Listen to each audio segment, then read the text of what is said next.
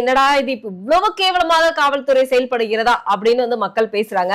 ஆனா உயர்நீதிமன்றமே நாடு போலீஸ் ராஜ்யத்திற்குள் செல்கிறதோ அப்படிங்கிற சந்தேகம் எழும்புகிறதாக ஒரு நிலைப்பாடு இன்னைக்கு வந்திருக்கு. இதை நீங்க எப்படி பாக்குறீங்க ஒரு வழக்கறிஞராக? இன்னைக்கு இல்லைங்க, நான் ஒரு 2.5 வருடங்களுக்கு முன்பு இருந்தே இதை தொடர்ச்சியாக சொல்லி கொண்டிருக்கிறேன். உங்கள்கிட்ட கூட உங்கள் இன்டர்வியூவில் கூட நேர்காணலில் கூட நான் சொல்லியிருக்கேன். தமிழகத்தில் இருக்கிற பிரச்சனைகளில் தலையாய பிரச்சனை காவல்துறை பொதுமக்களை நசுக்கி கொண்டிருக்கிறது. காவல்துறை பொதுமக்கள் மீது கிஞ்சிற்று மரியாதை இல்லாமல் அவர்களை என்ன சொல்கிறது, ரொம்ப கீழ்த்தரமாக நடத்துது அப்படிங்கிறத நான் தொடர்ச்சியாக சொல்லிகிட்டு இருக்கேன். நீங்கள் ஒரு லாக்அப் மரணம் பார்க்குறீங்க, ஒரு லாக்அப் மரணம் ஒரு 25 மரணங்கள் இதுவரை நடந்திருக்கிறது. நமக்கு தெரிஞ்சு ஊடகங்களில் 25-26 மரணங்கள் நடந்திருக்கிறது அப்படின்னு சொன்னால், ஒருவேளை மக்கள் மிரட்டப்பட்டு வெளி உலகத்துக்கு தெரியாமல், பத்திரிகைகள் வெளிவராமல், எங்கள் குடும்பமே இல்லாத ஒருத்தனை கொண்டு போய் நீங்கள் அடித்து கொள்றீங்கன்னா யாருங்க அதை வெளில கொண்டு வர போகிறா? புரியுதா உங்களுக்கு? எவ்வளவோ நடந்திருக்கிறது அப்படின்னு அர்த்தம். அப்படி இந்த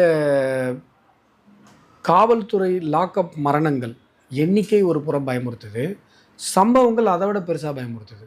இங்கே ஒரு பெண் குழந்தை, 10 வயசு குழந்தை பாலியல் வன்முறை திருவள்ளூர் மாவட்டம், இங்கே சென்னையில் அது புகார் கொடுக்க போன கட்டு தொழிலாளியுடைய அப்பா அம்மா அவங்கள நிர்வாணப்படுத்தி பெண் காவலர் அசிங்கப்படுத்தினாங்க, தாக்குறாங்க.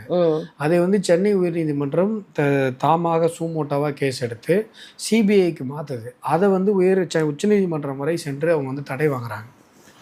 அதே போல் இதில் தஞ்சாவூர் பக்கத்தில் ஒரு இளைஞனை பொய் வழக்கு போட்டு, அதுவும் இந்த சினிமாவில் வர மாதிரி கையில் அருவா கொடுத்து போலீஸ் ஸ்டேஷனில் வச்சு ஃபோட்டோ எடுக்கிறாங்க.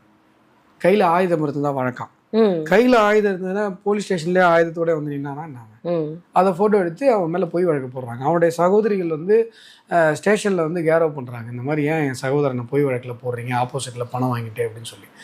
ஆப்போசிட்டில் கம்ப்ளைண்ட் கொடுத்தவர் வாபஸ் வாங்கிடுறாரு. வாபஸ் வாங்கினாலும் இல்லை முடியாது அப்படின்னு சொல்லி இவங்க இது பண்ணுறாங்க. அந்த 2 பேர் சகோதரிகள் என்ன பண்ணுறாங்கன்னா விஷம் குடிச்சிட்றாங்க. காவல் நிலையத்தில் விஷம் குடித்து ஒருத்தவங்க இறந்தே போயிடுறாங்க. என்ன கொடுமைன்னா, அவங்க துடிக்க இறக்குற வரைக்கும் இவங்க போலீஸ் ஆம்புலன்ஸுக்கு கால் பண்ணவே இல்லை.